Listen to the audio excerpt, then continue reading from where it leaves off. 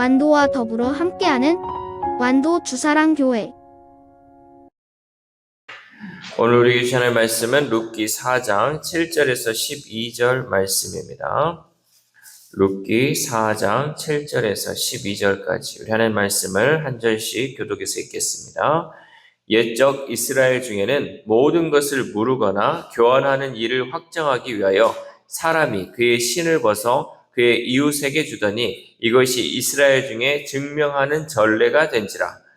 이는 그 기업으로 가다가 예수에게 이르되 내가 나를 위하여 사랑하고 그의 신을 돕는 것. 보아스가 장로들과 모든 백성에게 이르되 내가 엘리멜렉과 기련과 말론에 있던 모든 것을 나오미의 손에서 산 일에 너희가 오늘 증인이 되었고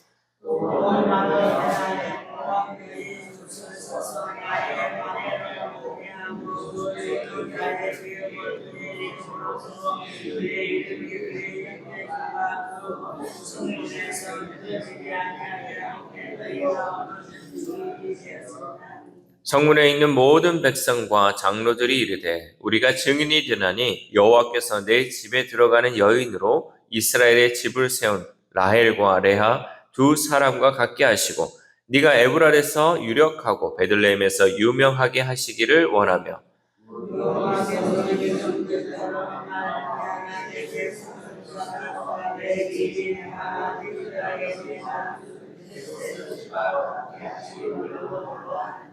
아멘. 할렐루야.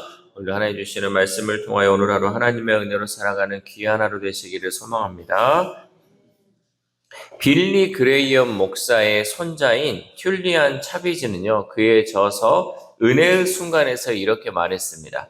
기독교의 핵심은 예수님을 위해 무언가를 하는 것이 아니라 예수님이 우리를 위해 모든 것을 이루셨다는 것을 믿는 것이다 라고 말했어요. 그러니까 우리는요, 착각하고 있어요.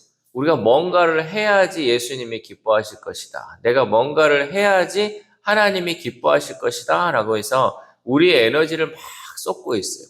그러나 정말 핵심은 뭐냐면 우리는요, 예수님이 우리를 위해 모든 것을 이루셨다는 것을 완벽하게 믿는 것이. 그게 하나님이 우리를 향하여 기뻐하는 거예요. 예수님께서 우리를 위해서, 우리 죄를 위해서, 우리를 살리기 위해서 모든 것을 다 이루셨다. 이것이 여러분 믿어져야지 정말 기독교의 핵심을 우리가 믿고 나아간다는 거죠. 구원은 오직 하나님이 놓아주신 은혜의 다리를 통해서만 가능한 줄 믿습니다. 예수님이라는 그 은혜의 다리를 우리에게 연결해 주셨는데 우리가 그것을 통해서만 구원을 얻기 때문에 여러분 우리가 우리의 모든 것을 다 쏟아서 하나님을 기쁘게 하는 것이 아니라 그저 예수님을 믿고 예수님이 나의 구주임을 고백하며 나아가는 것이 구원의 참된 길이다라는 거죠. 오늘 본문은 그 은혜의 다리가 어떻게 놓이는지를 보아스의 선포를 통해 보여주고 있습니다. 당시 이스라엘에는 오늘과 같은 법적 서류나 공증 시스템이 없었습니다. 대신 독특한 관습이 있는데 법적 구속력이 있는 거래를 할 때는 자기 신발을 상대방에게 건네주는 것이죠. 우리 7절 말씀. 시작. 옛적 이스라엘 중에는 모든 것을 무르거나 교환하는 일을 확정하기 위하여 사람이 그의 신을 벗어 그의 이웃에게 주더니 이것이 이스라엘 중에 증명하는 전례가 된지라. 아멘. 우리가 생각할 때 여러분 신발은 어떤 이미지를 갖고 있습니까? 신발은 그저 하찮게 여겨질 수 있는 거라 생각되죠. 냄새도 나잖아요. 어떻게 보면 우리가 입고 있는, 우리가 또 걸치고 있는 것 중에 가장 더러운 것이 저는 신발이라고 생각을 하는데, 신발은 또 여러 가지 지저분한 것도 많이 밟고 다니잖아요. 여러분 지나가다가 뭐 개똥도 밟을 수 있고요. 뭐 개 오줌도 밟고 여러 가지 더러운 곳을 다 다니는 곳이 신발이잖아요. 그래서 좋은 이미지는 아니라고 생각을 했어요. 그런데 여기서 보여주는 이 신발의 이미지가 뭐냐면요. 그 땅을 밟고 다스릴 권리를 상징합니다. 그러니까 신발이라는 것은 그 땅을 밟고 또 그 땅에 대한 권리를 상징하는 거죠. 그러니까 이 신발을 벗어준다는 것은요, 그 땅을 밟고 다스릴 권리를 너에게 준다라는 의미가 있죠. 엄청난 의미죠. 우리가 여러분 뭐 어떤 땅을 우리가 사고 싶고 그러면 뭐 땅 밟기도 하고 그러잖아요. 그 땅을 밟아감 통해서 그 땅이 내 땅 되기를 원하는 그런 마음으로 우리가 밟으면서 기도하는 거죠. 마찬가지로 그 신발이라는 것 자체가 내가 너에게 이제는 이 땅을 밟을 권리와 또 그 땅을 밟고 다스릴 권리를 준다라는 것을 의미한다는 거죠. 그런데 기업물을 우선순위였던 그 아무개는요, 자기 재산에 손해가 올까봐 10명의 장로 앞에서 자기의 그 신발, 그 권리를 벗어서 보아스에게 주었다라는 거죠. 우리 8절 말씀. 시작.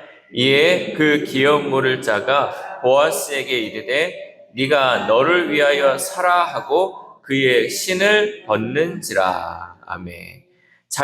그는 자기 이름과 재산을 지키려 했지만 역설적으로 성경에 이름조차 남지 않는 무명의 사람, 아무개가 되어 사라져 버렸습니다. 우리도 이와 같은 실수를 범하지 않기를 바랍니다. 우리는요, 내 것 지키려 하다가 모든 것을 잃어버리는 어리석은 자가 아니라 생명을 살리는 데 앞장서고 남을 위해 헌신을 각오할 때 하나님께서 우리의 모든 것을 지켜주시고 책임져 주실 줄 믿습니다. 여러분, 우리의 시선, 우리의 시각, 또 우리의 마음을요, 좀 넓게 가지셔야 돼요. 우리는요, 베품을 통해서 하나님이 그 축복의 통로를 우리에게 부어준다는 것을 잊지 않아야 돼요. 근데 우리가 내 것만 생각하고요, 우리 글자로 어떤 사람은 지갑이 절대 안 열려요. 여러분, 그 지갑이 안 열린다는 건요, 그만큼 마음이 좁다는 거예요. 그러면 어떻게 거기에서 하나님이 부어주신 또 은혜를 받을 수 있겠습니까? 우리는요, 무엇보다도 내 그릇을 넓혀줘. 그릇이 넓어지면요, 받는 것도 많아지겠죠. 하나님은 우리에게 부어줄 것을 막 이만큼 갖고 있는데, 내 그릇이 요만한 종직 그릇이면요, 주다가 다 넘쳐버려요. 나한테 오는 거는 요만큼밖에 오는 게 없잖아요. 그러나 내가 정말 세숫대야처럼, 완도 수영장처럼 큰 우리가 그릇을 갖고 있으면요, 부어주시는 그 은혜가 우리에게 가득 넘칠 줄 믿습니다. 반면 보아스는요, 그 신발을 넘겨받음으로써 룻과 그 가문의 재산을 되찾을 법적 권리와 의무를 동시에 부여받게 되었습니다. 그러니까 이 신발을 받는다는 것은 이제는 권리와 의무가 따르게 된다라는 거죠. 여러분, 우리가 권리, 의무 하면요, 항상 생각할 때 우리가 교회에서 세례를 받죠? 세례를 받으면 항상 세례 교인으로서 권리와 의무가 있어요. 세례 교육할 때 항상 교육을 시켜주는데 아직도 이제 잘 모르는 분들이 있어요.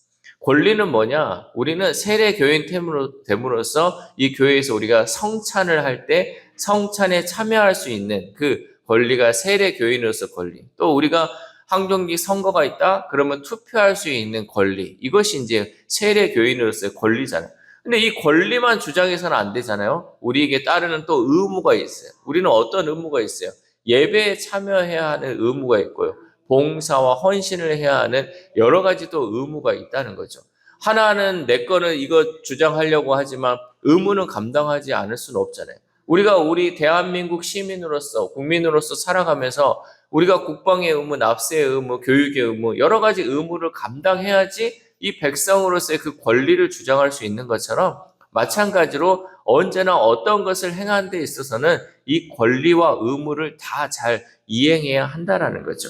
그래서 보아스는요, 다른 사람을 향한 긍휼의 마음으로 룻과 그녀의 기업을 얻었다라는 거죠.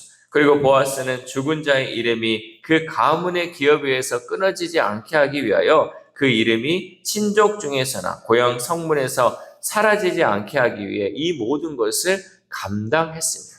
그러니까 이 모든 권리를 받고 그 의무를 또 이행했다라는 거죠. 우리 10절 말씀. 시작. 또 말론의 아내 모압 여인 룻을 사서 나의 아내로 맞이하고 그 죽은 자의 기업을 그의 이름으로 세워 그의 이름이 그의 형제 중과 그곳 성문에서 끊어지지 아니하게 하매 너희가 오늘 증인이 되었느니라 하니. 아멘. 이제는 이 룻을 아내로 삼아서 내가 할 수 있는 그 책임을 다 감당하겠다라고 많은 사람들 앞에서 이제 선포하였다라는 거죠. 이것은 마태복음 16장 25절에 나오는 그 말씀의 원리를 몸소 실천한 것입니다. 마태복음 16장 25절 제가 읽어드릴게요. 누구든지 제 목숨을 구원하고자 하면 잃을 것이요. 누구든지 나를 위하여 제 목숨을 잃으면 찾으리라. 아멘. 그러니까 우리가 이순신 장군이 얘기한 것도 있잖아요. 우리가 죽고자 하면 살 것이요. 살고자 하면 죽으리라. 이 말씀이 다 여기에서 이제 나온 거잖아요. 자기 목숨 지키려다 보면요, 결국은 그것을 잃어버리는 거예요. 그러나 내 목숨보다 나를 위해 또 제 목숨을 다 정말 예수님을 위해서 또 헌신하는 그 마음으로 살면요, 거기서 얻어지는 게 있다는 거죠. 우리에게 있어서 이기심은 축복의 수도꼭지를 잠그는 일이에요. 여러분, 내가 이기심으로 살면요, 하나님이 부어주시는 그 축복의 수도꼭지를 내가 스스로 잠그고 있는 거라는 거죠. 하나님의 나라를 위해 나의 우선순위를 내려놓는 희생은요, 생명의 통로를 활짝 여는 길인 줄 믿습니다. 그러니까 다른 사람의 생명을 살리기 위해 우리가 힘써 일하면요, 하나님은 그것을 통해서 우리에게 생명의 통로를 열어주시고 하나님의 은혜를 부어주신다라는 거죠. 보아스의 이 선포는 훗날 갈보리 언덕에서 울려 퍼질 예수님의 음성을 미리 들려주는 선포였습니다. 우리가 죄의 빚에 팔려서 이름도 없이 죽어갈 때 예수님은 예수님의 생명을 대신 지불하시고 다 이루셨다. 내가 대가를 다 지불했다라고 선포하셨습니다. 보아스가 룻의 과거와 엘리멜렉 가문의 빚을 전부 떠안았듯이 예수님은 우리 모든 허물을 예수님의 것으로 떠안으셨습니다. 보아스의 이 선언으로 룻이 이방 여인에서 유력한 자의 아내가 된 것처럼 예수님의 선언이 우리의 소속을 절망에서 소망으로 완전히 바꾸어 놓은 줄 믿습니다. 예수님이 우리를 살리시고 우리를 건지심을 통하여서 절망밖에 없었던 우리의 삶이 이제는 소망의 삶으로 변화되었다라는 거죠. 보아스의 이 위대한 결단에 성문 어귀의 모든 증인과 장로들이 축복으로 화답했습니다. 11절 말씀.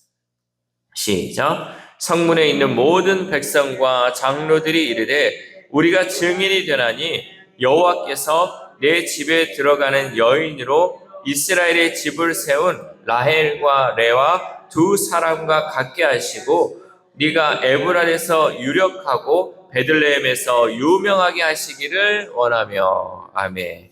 그들은 이방 여인 룻이 이스라엘을 세운 라헬과 레아처럼 되기를 축복하였습니다. 우리가 이제 라헬과 레아 여러분 창세기 배웠잖아요. 누가 복되다 그랬어요? 둘 다 복되다 그랬잖아요. 둘 다. 레아는 하나님께서 자녀들을 많이 주는 그 은혜를 줬고 또 라헬은 남편에게 사랑받는 은혜를 줬잖아요. 그러니까 이 두 가지 받았던 그 은혜를 다 룻이 받아가지고 이스라엘의 12지파를 세웠던 라헬과 레아처럼 이 룻 또한 하나님의 은혜 베푸기를 원한다라고 축복하였다라는 거죠. 그것뿐만 아니라 유다 가문의 대를 이었던 베레스의 집처럼 보아스의 가문이 번성하기를 기도하였습니다. 우리 12절 말씀 시작. 여호와께서 이 젊은 여자로 말미암아 내게 상속자를 주사 내 집이 다말이 유다에게 낳아준 베레스의 집과 같게 하시기를 원하노라 하니라. 아멘. 여러분 이제 이 유다와 다말의 관계는요, 다말이 며느리잖아요. 며느리인데 이 자녀들이 다 죽어가지고 이 며느리가 결국은 이 시아버지를 통해서 이 자손을 낳았던 것처럼 그 대가 끊어지지 않는 그 복을 빌어줬다라는 거죠. 그들은 알지 못하고 이 룻과 보아스를 축복했지만 보아스의 헌신을 통해 태어날 후손은요, 다윗 왕을 넘어서 만왕의 왕이신 예수 그리스도까지 이어졌다라는 거죠. 여러분 우리가요 축복하면요 그 다음에 우리가 어떤 일이 일어날지는 모르지만 하나님께서 그 축복을 통해서 그 하나님의 역사를 이어간다는 거죠. 그러니까 여러분의 자녀들, 여러분의 자손들에게 뭐 해야 돼요? 축복을 해야지. 축복하면서 계속 우리가 복을 빌고 또 하나님께 그 은혜를 구하면요 하나님의 때에 우리의 자손과 또 그 손주들을 통해서 하나님의 놀라운 일을 이루실 줄 믿습니다. 여러분의 자손 중에 어떤 놈이 태어날지 어떻게 하시겠어요? 여기서 훌륭하게 하나님이 정말 쓰임받는 일꾼이 태어날지 어떻게 알겠어요? 우리는 늘 축복을 그랬어요. 아이고 저거는 안 될 놈이야. 절대 아니에요. 썩을 놈도 아니고요. 죽일 놈도 아니고요. 살릴 놈이 되고요. 생명을 이어갈 놈으로 성장하는 것은요. 우리의 말과 또 축복을 통해서 하나님의 그 일을 이루실 줄 믿습니다. 보아스가 지불한 돌은 유한한 것이었지만요. 보아스를 통해 흐르게 된 생명은 영원한 것이 된 줄 믿습니다. 이렇게 우리가 하나님의 나라를 위해 나의 안락함을 포기하고 순종의 신발을 신을 때 하나님은 우리가 감히 상상할 수 없는 영광과 회복을 준비하고 계십니다. 그러므로 우리는 나의 작은 희생이 누군가의 생명의 통로가 된다는 그 사실을 기억하고 말씀대로 순종하며 살아갈 수 있기를 소망합니다. 사랑하는 사랑교회 성도 여러분, 오늘 본문은 우리에게 묻죠. 자기 재산을 지키려다 이름을 잃어버린 무명의 사람으로 살 것인가? 아니면 대가를 지불하고 생명을 살려 영원한 이름에 참여한 보아스처럼 살 것인가? 기독교는 우리가 무엇을 하는 종교가 아니라 나를 위해 모든 것을 지불하시고 내가 너를 핏값으로 샀노라 말씀하시는 예수님의 음성을 듣는 것입니다. 그러므로 우리는 그 은혜를 신뢰하며 우리 또한 누군가의 끊어진 소망을 이어주는 사명의 신발을 신는 복된 삶을 살아갈 수 있기를 소망합니다. 이 새벽 우리가 함께 기도할 때 하나님, 우리가 세상을 살아갈 때 나의 우선순위를 내려놓고 누군가의 생명을 살리는 일을 감당할 수 있는 믿음을 허락해달라고 기도합시다. 또한 오늘 하루를 살아감에 있어서 내가 지금 신고 있는 사명의 신발은 무엇인지 깨달아 하나님께서 맡겨주신 그 일을 잘 감당하여 오늘도 하나님께 칭찬받는 삶을 살아가는 저와 여러분 되시기를 주님의 이름으로 소망합니다. 기도하겠습니다.